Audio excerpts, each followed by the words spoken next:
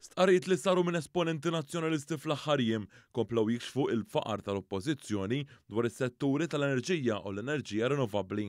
F'analiżi li għamlet il-Gazzetta Kulħadd ġie rrappurtat kif id-deputat nazzjonalista Mark Antony Sammut u Peter Aġus kixfu in-nuqqas tarfin tagħhom dwar is-suġġett bi stqarrijiet li għamlu riċentament u li ma kinux maħruġa formalment mill-Uffiċċju tal-Komunikazzjoni tal-Partit. B'ħafna pompa ippruvaw jimminaw il-kisba ta' Malta fl-esenzjoni tal-eżerċizzju mandatorju biex jitnaqqas l-użu tal-gass mill-pajjiżi Ewropej. Dan hekk kif flaqa tal-Ministri tal-Enerġija tal-Unjoni Ewropea pajjiżna ġab eżenzjoni milli jillimita il-persentaġġ ta' enerġija f'waqt li pajjiżna baqa' jiddefendi l-pożizzjoni tiegħu sal-aħħar l-esponenti nazzjonalisti huma aktar kuntenti jimminaw fil-ħidma li tkun qed issir.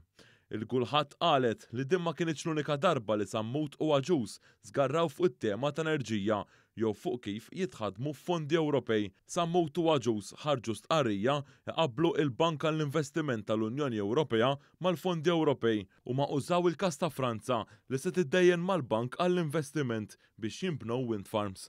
Il-kulħadd innutat kif l-esponenti nazzjonalisti ma jsemmux li pajjiżna għamel progress b'saħħtu fl-enerġija rinnovabbli minn madwar 10 megawatt fl-2013 illum pajjiżna qabeż il-200 megawatt. Dan seħħ bis-saħħa tal-iskemi ta' għajnuna li ta' il-gvern li ma jiskadux wara 7 snin kif kienu fi żmien gvern nazzjonalista, tant li issa taħt gvern laburista din l-għajnuna se tibqa' tingħata għal 20 sena.